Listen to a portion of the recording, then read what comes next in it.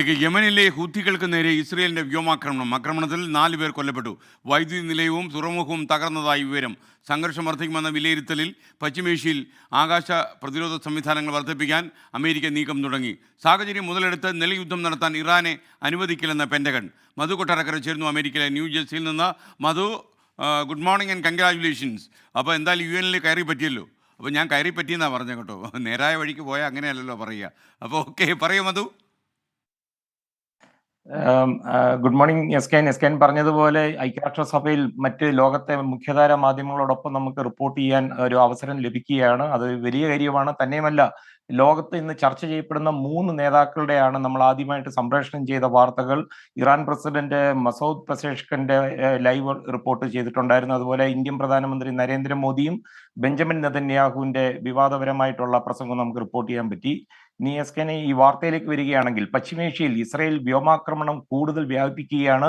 ഇന്നലെ 2 രാജ്യങ്ങളിലും, അതായത് ലെബനനിലും യമനിലും അതുകൂടാതെ ഗസയിലും ഇസ്രായേൽ വ്യോമാക്രമണം നടത്തുകയുണ്ടായി. യമനിൽ ദീർഘദൂര വ്യോമാക്രമണമാണ് നടത്തിയത്.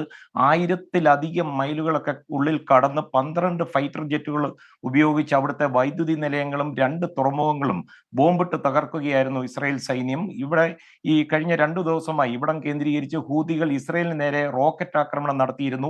അതിനുള്ള തിരിച്ചടിയായിട്ടാണ് ഇസ്രായേൽ ഈ ആക്രമണം നടത്തിയത്. ഈ സംഭവത്തിൽ 4 പേർ കൊല്ലപ്പെടുകയും നിരവധി പേർക്ക് പരിക്കേൽക്കുകയും ചെയ്തതായി ഹൂതികളുടെ നേതൃത്വത്തിലുള്ള ആരോഗ്യ മന്ത്രാലയത്തിന്റെ ഒരു സ്റ്റേറ്റ്മെന്റ് വന്നിട്ടുണ്ട്. ലെബനനിലും ഇസ്രായേൽ ഈ ശക്തമായിട്ടുള്ള വ്യോമാക്രമണം നടത്തുകയാണ്.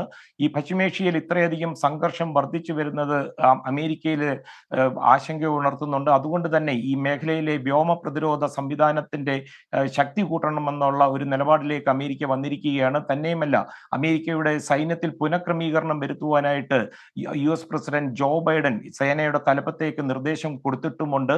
ഇറാന് നേരിട്ടുള്ള ഒരു മുന്നറിയിപ്പും പെന്റഗന്റെ ഭാഗത്തായിട്ട് വന്നിട്ടുണ്ട്. വരും ദിവസങ്ങളിൽ കൂടുതൽ സായുധ സേന വേണ്ടി വന്നു കഴിഞ്ഞാൽ പശ്ചിമേഷ്യയിലേക്ക് വിന്യസിക്കുവാനും അമേരിക്കയ്ക്ക് പദ്ധതിയുണ്ട്. എസ് കെ ബെഞ്ചമിൻ നെതന്യാഹു പറയുന്നത് ഈ പശ്ചിമേഷ്യയിലെ അധികാര കേന്ദ്രങ്ങളുടെ സന്തുലിതാവസ്ഥയിൽ മാറ്റം കൊണ്ടുവരുമെന്നാണ്. എന്നാൽ ചരിത്രം പരിശോധിക്കുമ്പോൾ എത്രമാത്രം അത് സാധ്യമാകുമെന്ന് എന്നുള്ളൊരു ചോദ്യം ബാക്കി നിർത്തുന്നുണ്ട്. മധു, നമ്മുടെ സ്ഥിരമായ ഒരു യൂട്യൂബ് പ്രേക്ഷകൻ ഷെബീർ മണ്ണാർക്കാട് പറഞ്ഞു, അങ്ങ് UN ഉണ്ടടാ പിടി എന്ന് പണ്ട് പ്രതാപേന്ദ്രൻ പറഞ്ഞത് ഓർമ്മിപ്പിക്കുന്നുണ്ട്. Okay, thank you Madhu Kottarakkara.